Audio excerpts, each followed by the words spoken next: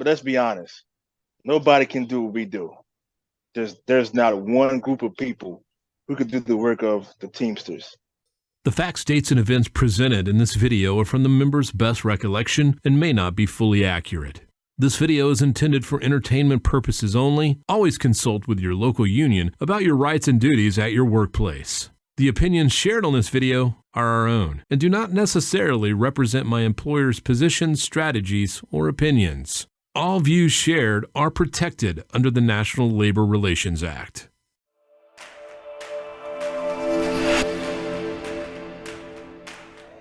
What's going on, everybody? So today I have Greg Kerwood out of Local 25 in Boston and Principal Officer Richard Hooker out of 623 in Philadelphia. And we are doing another contract update, one of the last contract updates, because we only have 8 days left under this current contract. So I'm going to throw it to Greg first, because we always do the contract updates through him. Where are we going from here? Well, right now, as of last Wednesday, the company reached out to Sean and said they wanted to meet again. They put out a typical vanilla press release about how they're willing to move a little further in the compensation. It remains to be seen what that means, but the committee will be meeting with them over the course of the next week to try to resolve whatever's left to resolve. Beyond that, it really is going to depend on what comes out of that. If we have a tentative agreement, we will continue to work while we vote on it, which should take 3.5 weeks or so. The company may give us a last, best, and final offer, which would be then up to the committee if they think it's worthwhile for us to vote on, or they can agree to it or not. If they don't think it's worthwhile, then we will likely be on strike on August 1st. And then the third possibility is that we have a tentative agreement, we vote on it, and then parts of it or all of it or some of it gets voted down, in which case we would also be facing a strike scenario. So there's still a lot of irons in the fire here. There's still a lot of moving parts, a lot of stuff going on. Again, as I say, repeatedly, it's up to us as rank and file to remain vigilant, be prepared, be ready to go, be ready to fight. That's our job. We let the negotiating committee do their job, and then we will have our opportunity to have our say when and if and when they reach an agreement. But our job is to stay the course and keep everybody on the same page and organized and ready to go. And so I get the question time and time again that once this contract is done, that we'll have no content left on this channel. That is completely false. We've always covered what the current contract is and how it reads and how to educate and make sure the members know their rights. And so with these fine gentlemen on here today and some other guests I've brought on, we will continue to do that. But with the tentative agreement, so we're going to cut back to that. When the tentative agreement is released, what we're going to plan on doing is we're not pushing a yes vote, we're not pushing a no vote. We are going to dissect it and let the members know how it reads. We plan on trying to cover every sector, right? So there'll be a video for the drivers, there'll be a video for the part-timers, and 223s. There'll be a video for the feeder drivers, and then also with the help of Rich and Norm out of 623, I want to get their perspective on how this contract reads and let us know if this is the contract for us. So with that being said, let's move on to some other things. And as Greg just said just now, we're running into the situation where the contract is coming to an end, and a lot of what's going on is management is trying to play it safe. They are trying to train up their management team to do our job, but we're hearing rumblings from behind the scenes of them not being too pleased with this. So I'm going to ask you, Rich, what are you hearing so far with the management being trained up to do our job? Yeah, I mean, the company is trying to train, but let's be honest. Nobody can do what we do. There's not one group of people who could do the work of the Teamsters. And that's why you hear all the rumblings. I'm going to quit. I'm not going to come back. It's not fair. We've heard all of it. but now they see how we feel, and they haven't even gotten to the truck yet. They're already complaining before they started finding the packages in the hot box or in a small sort. They're already complaining. So just imagine come August 1st, if we don't have a deal and they're in these trucks, in these warehouses, then the real complaining is going to start. They're going to see how we feel day in and day out, night in and night out. So, we don't want to hear the complaining either. We don't want to hear it, man. That's on them. If they want to train them up, they can train them up. But let's be honest and serious. Nobody can do what we do. Nobody. Yeah, exactly. And a lot of the situations they're getting thrown into is managers being pushed into, first of all, they work in the AC. And then if you work in Atlanta like I do, you're working in like 100-degree weather. So it is a shocking difference. And I'm not going to lie, your body has to get adjusted to it. And it's kind of dangerous in a lot of ways. So, of course, they don't want to be stuck in that situation. And a lot of these guys are like part-time supervisors. And they're getting tossed around too when a lot of them are young kids just doing this as a side gig. And so it's been very interesting. I'll say that. We got some other questions coming in as far as vacations. I'm going to throw this to you, Greg. Some people are wondering what happens to their vacations after August 1st if we hit the streets. So your vacation pay is technically required by the Saturday before you go on vacation. The company has done it their way, so to speak, because they have to have the check available the Monday prior, which means they choose to pay people the Friday almost 2 weeks before they go on vacation. So anybody with the first 2 weeks in August will probably get their vacation next Friday if they haven't gotten it already. Beyond that, there may be some sort of lapse if you're on the third week in August, if we have an issue that long. But that vacation money is owed to you, by law. So it's not like they can just not pay you. So if you're concerned about that, you will get that vacation pay. If you have direct deposit, you may get it directly into your account on time as it should be. If you're waiting for an actual live check, that could be a different ball game. They may drop it in the mail or something like that. God only knows. But you will get paid for your vacation regardless. And another question we get, I'm going to throw this to you, Rich, is that some people are wondering, I guess this is local specific, but if we end up going on strike, they're wondering, can they sign into another strike line within that local? So I would definitely talk to your local about that, because there may be some situations where that's possible. Definitely talk to your strike captains, talk to your business agents to find out if that is a possible thing. I'm quite sure just as long as you're within the local, it shouldn't be an issue. But again, I don't know what the map or the planning of the particular local is. So just reach out to your local. But I do know that you cannot pick it with another local. Make sure you pick it with your own local, please. And also that leads into another situation, which are the do's and don'ts of striking. Greg, can you cover some of the do's and don'ts real quick with striking? Well, that's a long list, but you do want to deal directly with your strike captain. They're going to know what the rules are for your area. They'll probably have been in contact with the police if they're involved. It's the strike captain's job to run the show. People sometimes like to think that all bets are off when you're on a picket line. But we have to remember that, number one, everything is being recorded everywhere all the time. We are still Teamsters. We're out there fighting our fight. And public image is public image, whether we like it or not. And so, the last thing we want is people getting completely out of control. We don't want to make this fun for management. We want to let them know we're there. We want to let them know that they're crossing our line and make our message clear. Same with the ambulatory picketing, where we follow them while they're in the trucks.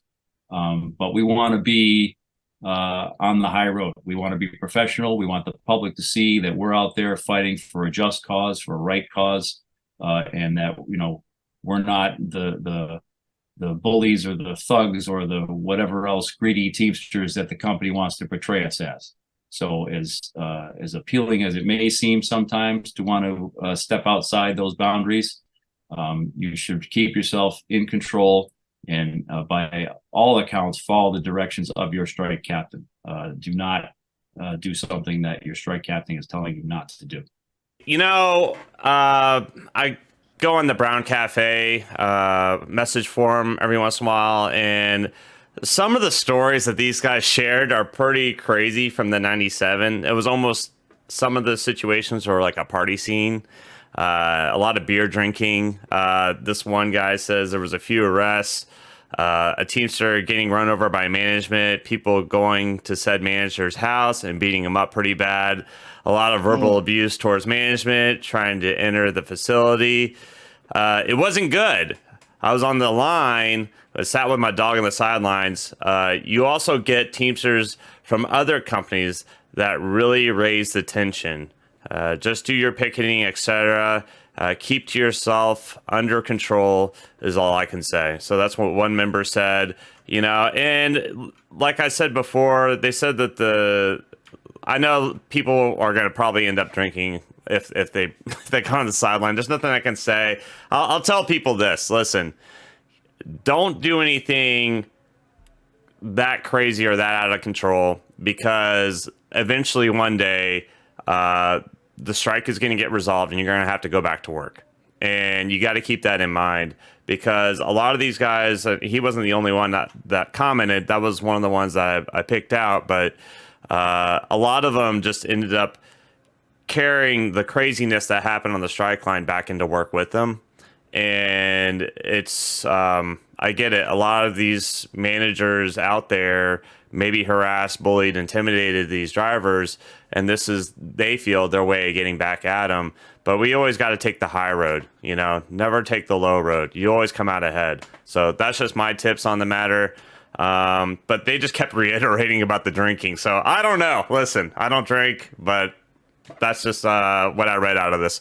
Anyways, I guess one question that we had that's, I guess people are just wondering, you know, I'm going to throw this to you, Rich, is it a bad look to work another job if we go on the streets? No. It's not a bad look. I mean, we you know, if you want to get another job, that's fine.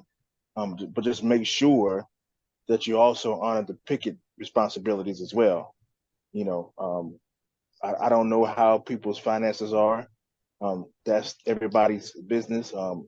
But please, whatever you do, let's stand together on these picket lines. Let's not throw that obligation away, because it's very important. The company needs to know that in the midst of all this stuff that's going on, in the midst of us having to work these other jobs and whatnot, we are still focused on fighting them at all costs. This is going to be a huge sacrifice. And, you know, we need to show them that we're willing to sacrifice in order to get the contract that we so desperately demand and deserve. So, yeah, if you got to get another job, that's well, you know, well, we understand that. But please make sure we take care of the pickets as well. Listen, we made mistakes on the Roswell Hub last week. We didn't ask about the strikeometer. So I'm going to throw it to you, Greg. Strikeometer, where's it at? Well, I think last time I said it was pinned. I'm not sure that it's still pinned, but it's still pretty high. I know there's a lot of sort of optimism, I think, because people got wound up pretty tight when negotiations broke down. There's a certain sense of relief that they'll be resuming next week. But at the same time, we're still dealing with the same company here. They didn't suddenly find God and realize that, you know, we should take care of our employees and I don't know what we're fighting over. They're going to come to the table. I would guess they're going to continue to play similar games. Whether or not that comes out into some kind of agreement that the committee thinks we can live with at the end of the week, we will see. But do not let your guard down. Do not think that, oh, they're back to the table, everything's going to be fine. As always, we need to be prepared. We're you know, going to be a week away, just over a week away by the time this is released. it's right around the corner. There's no way around it. And so we need everybody, like Rich said, it's an obligation. We need to show this company that we are willing to sacrifice, and that we're willing to sacrifice not just for ourselves, but for one another. And we need to make that clear to them that whatever the issue is, it doesn't have to be my issue. If it's your issue, it is my issue. And that's the way we're going to win this, whether we end up on the street or we don't. Our showing of solidarity is what's going to get it done either way. And so we need to stay on the ball with that no matter what. All right.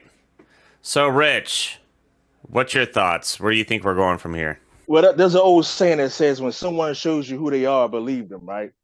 This company has showed us who they are from the beginning of all this stuff. So go get you an extra pair of shoes. Go get you some more water jugs. Get you some more Gatorade stock. August 1st, me personally, I don't see it any other way because of who this company is. And I get it, the smoke and mirrors, let's wait to the last minute and all that. But again, to me, there's a respect thing here that I think people need to focus on. If I really want to take care of my people, if I really want to ensure that this country and the company can continue to run, then I won't play these kind of games. We made them the most profitable they have ever been. That right there deserves a level of respect that we have never seen, which we never got. Get you some more shoes, get ready to walk these lines. Wow. And for those who don't know, Rich deals with them just about every day. So. Oh, yes. All right. So, if you haven't done so already, be sure to follow 623 Lives Matter, Facebook, Instagram, all social media, and also the UPS Contract Group. Greg runs it. Shout outs. Greg, you didn't get to shout out yesterday. Now's your time to shine. Who's the shout out to? My shout out today is going to go to the public. We have seen already, without even being on the street, just an incredible amount of support from the public. It's really overwhelming between the groups that have come out to support us, political leaders who've come out to support us, and just the public in general. My building is tucked away in the middle of nowhere, and we still have people driving by honking the horns, and giving us the fist and the thumbs up. Every person I talk to is just like, we're with you guys, we got you. And it's overwhelming. It truly is. And you realize just how much what we do matters to the public, and how much they understand that, and they understand what we're dealing with, and they understand what we're fighting for. And so my shout out has to go to them. Rich, shout outs. Who do you want to shout out? Well, politics and politicians, they make me cringe, because you guys know how I feel about politics and politicians. But I got to pick it back off of Greg. I'm going to tell you something, man. I got to give a big shout out to the PA delegation, city council here in Philadelphia. I'm talking about, man, they have showed out and really showed up for our members here in the city, having press conferences and just really taking it to UPS on, all the issues that we face. Man, we got a new labor liaison with the district attorney's office, who's going to help us get rid of some of these managers who like to cause us some issues. They came out to support. I'm taken back because of how they stepped up, and I really didn't expect that, because you guys know me, man. I'm just, politics kind of they get to me a little bit, but big shout out to them, and looking forward to, if August 1st, if we are on the side of the road, I know they will be there, and so that's a big confidence booster. So we appreciate that. And I can second that about the politics. So I agree with you 100%. And I got to give a shout out to all the awesome members that I ran into at Local 728 at the rally. It was very high energy. I mean, the turnout was amazing, and I had a really good time. So thank you. Appreciate you guys. Love you. And I'll see you next time.